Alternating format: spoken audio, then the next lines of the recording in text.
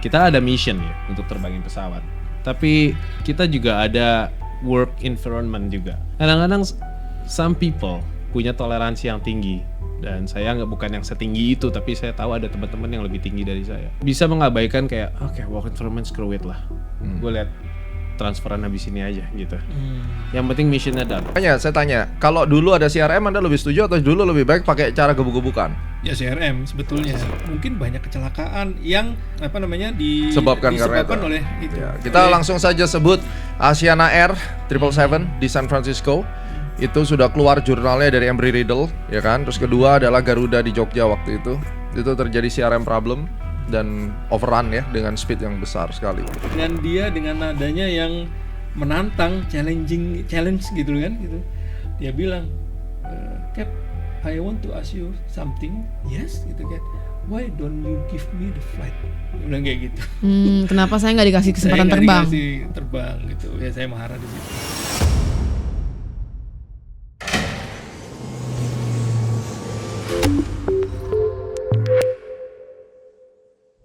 Sekarang kita bicara yang airline yang udah 5 star nih ceritanya nih. Lu ketemu kapten salah tapi ngeyel. Oke, itu satu. Kedua, kaptennya killer tapi bener. My favorite yang itu. Ya kan? Yang ketiga, kaptennya lemah banget. Which is lu tadi udah ceritain, tapi itu FO. Job SFO, walaupun gue tahu dua orang ini adalah captain qualified. Tapi di dalam kasus ini 3 buat lu. Kaptennya salah tapi ngeyel. Yang kedua lu killer tapi bener. Yang ketiga adalah kaptennya lemah. Gue urutkan dari favorit dulu ya. Favoritnya yang killer tapi Bener. Bener ya. Bener. Karena dia kadang killer bukan karena killer sih. Kadang-kadang parameter yang berbeda aja sama kita. Betul. Ya, Betul. karena fakta berbicara dari 10 tahun saya terbang, ada yang bilang si ini gini, si ini gitu, begitu terbang saya kayak hahi. Ada yang ya saya dengar sendiri sih di kokpit ya gitu kan sama trainee-nya. Tapi sebenarnya sampai sama saya begini banget. Apa yang masuk di saya kadang berbeda dari Mas Ilham. Kebetulan dia dan saya punya value yang sama towards jadi klik. something. Dan ketika dia agree terhadap something dan saya agree terhadap something, that's it, we are friends. Yeah. Nah, dari yang saya temui yang killer yang sudah saya jalani, jarang yang sekarang mungkin ada yang nonsense ya, karena di sini kan lingkungannya standar. Jadi kalau ada bilang yang itu dihindari, berarti lu hindari coy. Kalau di Indonesia beda. Di Indonesia itu hindari. Ini bisa hindari, bisa dua arti nih. Lu yang nggak standar, lu nggak suka dia standar, jadi lu hindari. Atau dia nggak standar, lu hindari. Nah ini yang mana nih? Kalau tempat lu tadi, kalau dibilang hindari, kenapa harus dihindari? Karena standar semuanya, everyone standard. So kalau ada yang harus hindari, berarti something is wrong with this guy. Dan beberapa emang pas gua terbang akhirnya, oh iya, di sini ini ada hal yang kayak menurut gue nonsense ya. Soal kapten yang ditonjok tadi gue pernah baru kepikiran sekarang gara-gara ngomongin report tadi ya. Gue nggak suka nulis kan. Oh ini yang kasus CV yang masuk berita itu yang beda cerita. Jadi gue nggak suka. Saya kan nggak suka tulis cap. ya. Gue nggak suka sama orang yang komplainan, itu satu. Dan kalau lu komplain soal company, oke lah, everyone kind of do that. Not really, but yeah, karena does that. Cuman ini orang Taiwan asli komplain soal negaranya, komplain soal orang-orangnya, komplain soal perusahaannya, komplain soal pekerjaannya. Semuanya komplain lah. Semuanya negatif. Gak ada yang banget bagus di ya. mata dia. Kalau udah pada di posisi itu, saya akan kembali ke rekening. Lihat liburan, lihat gaji.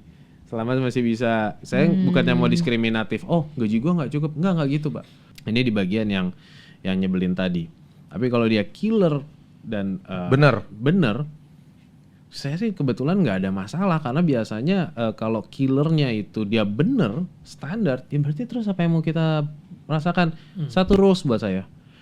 Dari saya dari awal karir, saya nggak pernah takut sama orang yang dicap killer, tapi saya takut sama orang yang dicap asik, tapi nggak ada standarnya. Artinya berarti lo harus ngikutin dia supaya asik. Kalau nggak asik, dia akan jadi killer kuat lo doang gitu. Menarik angle-nya. Tapi kalau lo killer, dia bener tapi dia killer, berarti lo cukup simpel. Udah punya clue di situ. Bener aja, dia nggak akan killer. Ya masalahnya lu bisa bener nggak? Kan ada saatnya lu kalau underperform. Nah itu dia. Next point adalah, terus kalau lo nggak bener gimana? Nah, Ya lu pernah dong di posisi itu lu lagi nggak perform atau lu memang lagi ini terus ketemu. bukan nggak perform, lebih ke nggak keliru. Ya. Apa yang diketahui salah, dibenerin, sakit Pak. Tapi setelah itu saya bawa itu setiap hari.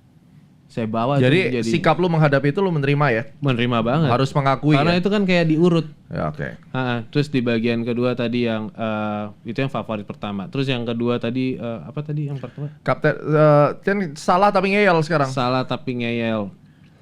Setiap orang punya margin, sama kayak Captain KFO ya. Saya punya margin di titik mana saya nggak bisa. Kalau orang ini bikin salah, gue udah nggak bisa recover. Di bagian ini gue nggak bisa recover. Tapi sejauh salahnya masih bisa dibuktikan dengan cara yang lain bahwa itu salah. Kadang-kadang harganya agak mahal. Tapi saya akan merasa oke, kasih barriernya agak lebih jauh dikit gitu. Jadi kalau salah tapi ngeyel selama itu tidak beresiko mencelakakan, lu diam aja. Karena masalah duit tadi. Karena masalah duit itu daripada Pak, masalah. bikin gampang aja Pak, kan ada departemen training Pak ya. Iya. Saya sih ya udahlah Pak, yang sesuai payroll aja lah Pak ya. Ya artinya yang penting landing. Ya udah lu tutup mata satu, udah tinggal aja kan gitu kan. Nggak perlu lu ributin. Satu lagi apa ya tadi Captain yang Udah lemah, killer bener. lemah? Salah ngeyel. Lemah. Yang lemah, kalau lemah tergantung lemah yang mana nih, lemah yang short. Karena bener kata Captain, ada orang yang menutupi kompetensinya dengan look strong gitu, look wonderful. Dia biasanya nih suka nanya secret quiz gitu. Lu tahu nggak Ombol itu? Atau lu tahu? Ada yang nanya, lu tahu nggak di mana terletak tulisan Boeing di pesawat ini? Itulah. Padahal cuma itu doang yang dia tahu. Jadi itu tadi, kadang-kadang ada orang yang ngerasa weak lalu dia tutupi dengan itu tadi pertanyaan secret Menarik, question, menarik, gitu kan. menarik. Ya kalau kayak gitu sih, kalau saya balik lagi ke titik yang awal tadi, selama marginnya masih tercukupi, it's fine. Tapi kesannya kok susah banget ya di airline, belum terbangin politiknya Ya. gitu-gitu ya. Drama bukan politik, drama. Drama. Di Malaysia gitu nggak? Jujur aja Cap. Lain sih, culture-nya lain sih kalau di sana. Lain. Di Malaysia sama di sini lain. Udah Malaysia sama Taiwan gimana? Kalau ini kan kita Far East ya Cap, jadi masih ada doktrin-doktrin yang Subjektifnya lebih banyak sih kalau di Indonesia kalau saya lihat. Ya kan? Kalau di sana enggak sih sebetulnya. Di yang kita loh ya. Ya mungkin jajahannya juga beda ya. Dulu jajahan Belanda sama jajahan Inggris. Inggris. Ya. Ya, Tapi itu- kalau di Taiwan, itu faktor yang bermain. ya kalau di Taiwan gimana? Faktor Taiwan kan Jepang banget ya gayanya ya. Dan anyway dia ini disclaimer dulu ya, komunis itu bukan suatu negara. Ini Paham kan? Paham. Sosialis atau komunis dia beda nih. Nah, jadi ini saya nggak mau bilang dia komunis. Ini cuman masalah cara dia berpandangan itu kayak mendingan kita seragam aja gitu loh. Mendingan kita nggak usah bertaruh coba-coba. Iya dong, karena resiko terlalu gede lah. Itu. Company gede dong.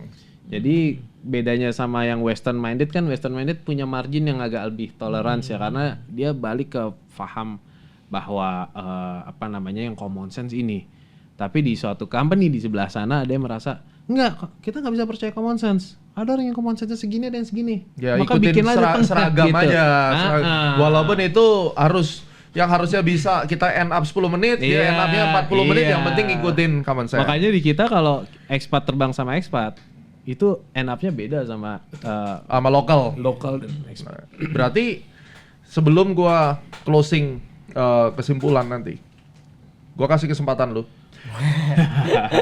Lu terbang sama kapten yang lemah, terbang sama kapten yang salah tapi ngeyel, sama kapten killer, bener. Kalau ya kurang lebih sih sama. Yo, lu Ya, jangan. Kapten Bimo. Inilah Emang budaya bener. Indonesia nih kan. Memang bener. Lu jilat terus aja kapten lu ya, gitu. Iya, Itu gua kapten. kurang lebih sama karena kalau memang kita dapat yang killer dan memang dibuktikan ya, Benar. ya dari awal itu saya juga tahu namanya saya FO, saya harus banyak belajar karena experience-nya kan jauh beda, berbeda. Apalagi Berarti nggak ada nih di mata lu FO yang lebih pintar dari kaptennya dong? Lu belum udah merendahkan diri lu. memang ya kurang lebih kayak gitu. Makanya dia resign. Karena dia lebih pintar dari kaptennya. Iya, kalau memang kita ketemu kapten yang memang killer tapi benar, ya itu bisa banyak belajar. Oke, lu belajar. Cuma- Kalau ketemu salah ngeyel, Salah ngel. Itu yang memang akhirnya sebelum saya ada challenge atau semacamnya, itu saya pulang setelah terbang sehari, kan biasanya kan terbangnya tuh nggak sehari terus ganti. Ada beberapa hari mungkin 3 atau seminggu. Saya malamnya tuh saya review kira-kira yang bikin saya takut. Jadi bukan apa yang dia salah, yang bikin saya takut.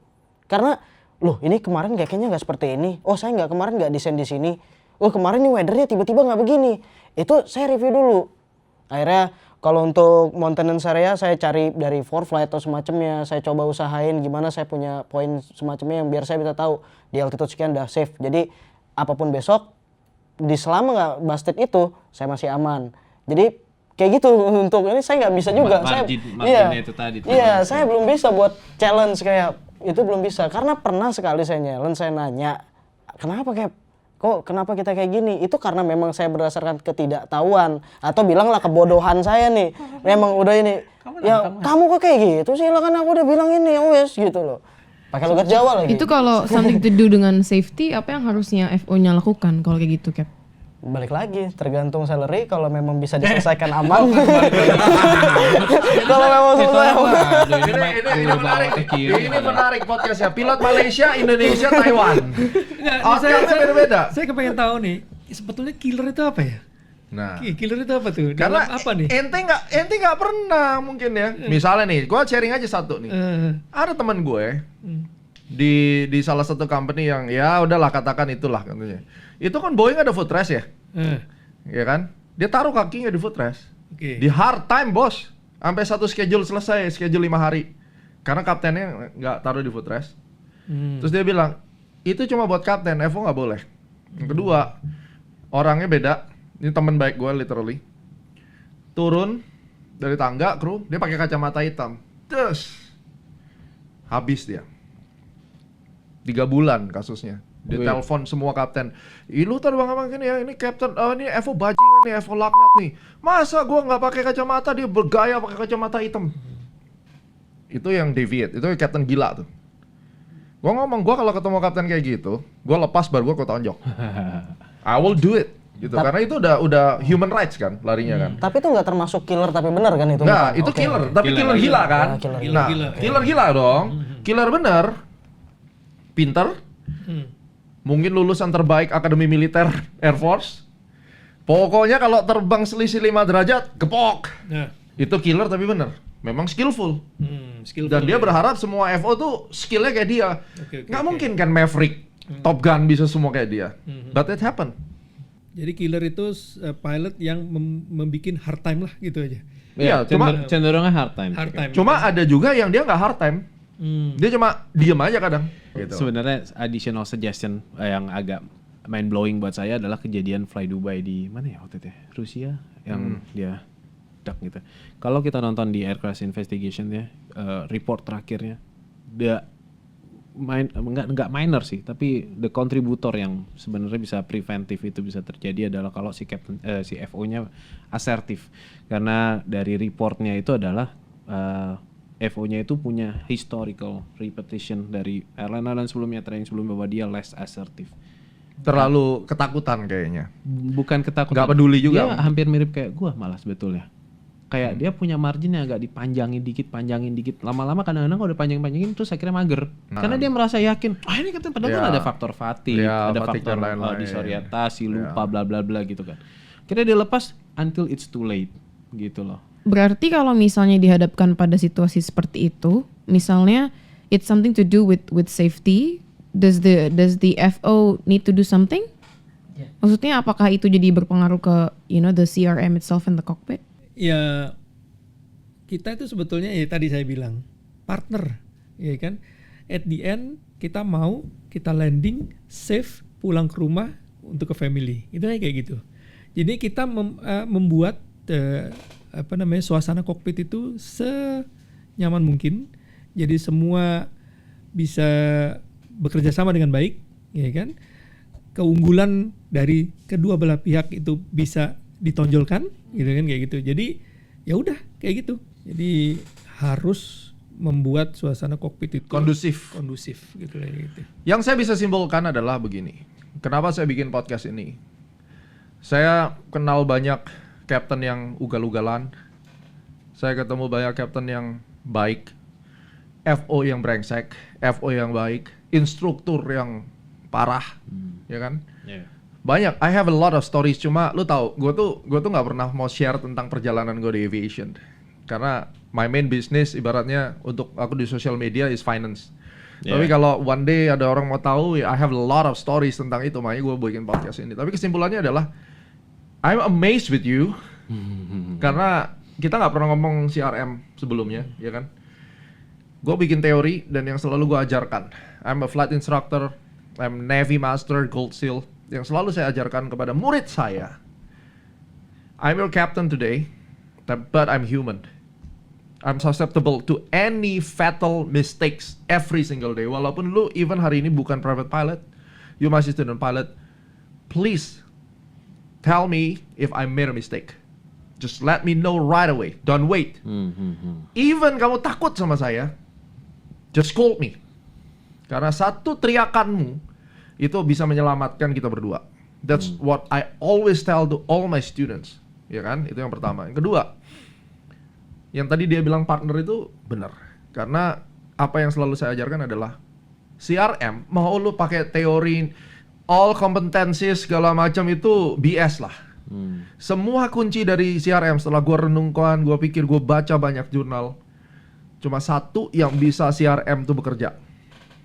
Tau gak apa? Humble. Kerendahan hati di flight deck itu yang akan menyelamatkan seluruh jiwa di pesawat dalam kondisi yang paling buruk. Humble itu, rendah hati itu bukan cuma untuk antar kru. Humble terhadap diri sendiri, mengakui kalau gue nggak tahu. Iya. I don't know this. Then how? You know? No, I don't know. Okay, let's open the book. Kita terjadi disagreement. Let's open the book. Karena nggak ada poinnya kita showing off gue lebih tahu dari lu, karena at the end partner. Iya. Iya kan? Gue pernah ada FO, gue delivery pesawat lintas Atlantik. Gue kasih dia terbang. Ya, basically in that game, he's a SIC, tapi ya karena kelas rating ya udah lu terbang. Terjadi disagreement di langit Arab kalau nggak salah. Terus ini masalah heading dan speed kalau nggak salah. Dia mikir A, gue mikir B. Habis itu gue ngomong, coba aja tanya. No. I'm sure you're wrong.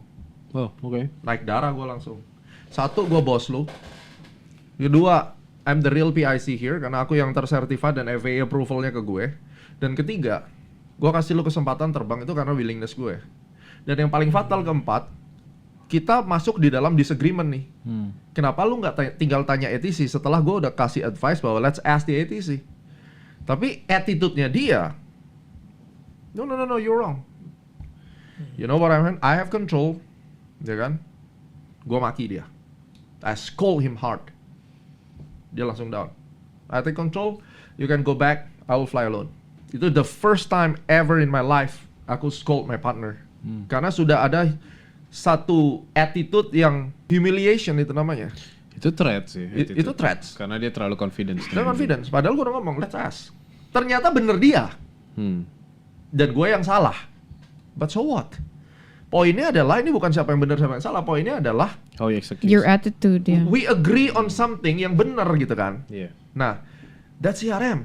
Karena ketika sudah mulai ada arogansi, ada ego, ada selfishness di situ, CRM mau lu training berapa jam pun tidak akan pernah terjadi. Mau FO, mau kapten.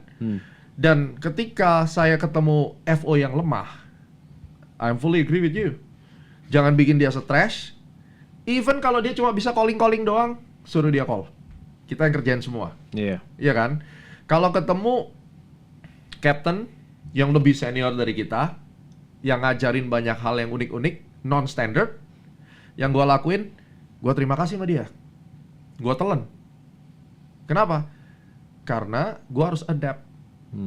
Dan gue akan bilang, ilmu yang brutal ini, ilmu cowboy ini, one day akan kepake buat gue kalau Entah gimana, iya. entah gimana. Entah gimana. At least gue ngerti nih, oh cara orang ini kayak begini nih. Iya. Gue pernah terbang waktu itu, hampir semua orang nggak tahu kalau gue pernah jadi co-pilot. Oke. Karena gue nggak pernah tunjukin kan. Orang taunya gue langsung left seat di 737 gitu. Pada saat itu, gue terbang medevac bro. Game, ayo taxi. Dia lagi ngurusin pintu. Kosong, gue taxi aja. Habis, come on, fast. Gue sampai bengong men. terbang segininya ya kalau terbang corporate ya gitu. Jadi karena kan gue dulu zaman kecil sering di cockpit gitu, gue ngelihat semuanya tuh crew operation rapi. Kagak ada men. Kalau udah kita bicara corporate part 91 atau 135 yang lu bawa jantung ketika door close di rumah sakit dibelek jantungnya. Jadi lu harus bener-bener kayak San Francisco LA, lu harus terbang. Gak bisa baru minta clearance di situ gila lo.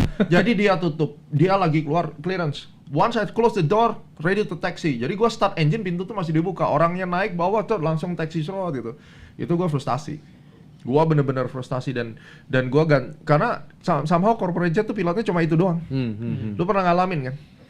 Jadi kalau lu di corporate jet dan pilotnya cuma itu doang, either lu adapt sama dia atau dia pasti akan matiin lu gitu aja.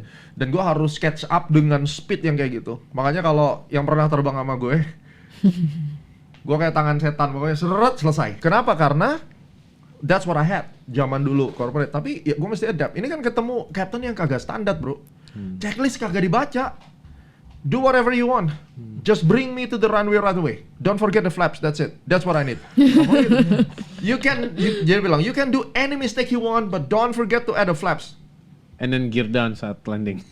Do whatever you want. Gitu ngomongnya. Jadi gue gimana gitu kan? Masa gue bilang, oh nggak bener Captain ini. Habislah gue. Pesawat apa itu kan? Citation. Ya kan pokoknya dia bilang jangan lupa flaps, sudah selesai. You can rotate more than the VR, doesn't matter, ya kan? Doesn't matter. Yang penting flaps tetap harus dipasang. But that's the worst CRM ever. Tapi gua save kok. Gua nggak mati kan ibaratnya. Kuncinya apa? Communication. Jadi bagi saya sebagai closing, CRM is all about communication. Dan gua selalu pakai film Pacific Rim. Pernah nonton nggak Pacific Rim? Iya. Jadi pilot You're robot, inside the, kepala dua ini disinkronize. Jadi kalau dua pilot ini nggak ngesing kepalanya, disitulah accident akan terjadi. Gua lulusan NTSB. I'm the last Indonesian yang sekolah full NTSB. Dan kesimpulan dari NTSB adalah 80% human factor dan crash itu disebabkan karena CRM itu adalah layer pertama daripada Swiss model. Jadi begitu ini nggak align nih otaknya dan terjadi percikan di cockpit, Anda beresiko membunuh 185 penumpang di belakang. Iya, benar. Dan gua harap dari podcast ini terjadi pembelajaran agar bisa mendengarkan apa yang Captain Eko sampaikan, apa yang Captain Bimo sampaikan, ya. Dan Brother Jeremy ini yang sekarang sudah sedang struggle dengan siap salahnya itu meninggalkan trauma kan. Jadi kan kayak gini kan dia trauma gitu, siap salah ini gimana gitu. Dan dia dalam kondisi struggle sebagai seorang pilot. Gue harus gimana ya? Ini posisi di hari ini kan. Gue ngomong begini salah, ngomong begitu salah, dan tentunya teman-teman pasti sudah mengalami ini dan semua orang pasti akan mengalami. But at the end of the day, safety is number one, ego is number two. Saya selalu bilang begini, kalau kamu terbang, kamu nggak bisa ninggalin egomu di bawah, ya kan? They're gonna kill you up there. Because if you cannot kill your ego will kill you eventually. Saya harap teman-teman semua ini 1 jam yang bermanfaat. Jadi kita mulai membangun satu culture dan ekosistem yang baik. Mau instruktur, mau examiner, prinsipnya adalah we're team, terutama instruktur ya. Karena kita kan menciptakan kru. Ibaratnya jangan sampai abuse power, terus kemudian humiliation students gitu ibaratnya. Dan gua nggak peduli lu punya 30.000 jam, but siapapun itu, kita selalu melakukan at least 1 kesalahan kecil di cockpit setiap kita terbang. Setuju nggak? Iya, benar. Setuju kan ya? Bisa demis lah. Bedanya 1 ini bisa bikin kita mati atau enggak. Yang bisa bikin 1 kesalahan ini tidak mati adalah our partner. Makanya gue selalu ngomong partner, kalau gue salah, tell me right away. Kalau lu salah, I will remind you right away. Dan kalau kita bisa sepakat bahwa itulah CRM, pilot ke pilot, pilot ke ATC, pilot ke cabin crew, pilot ke dispatch engineer, maka safety itu akan terjadi.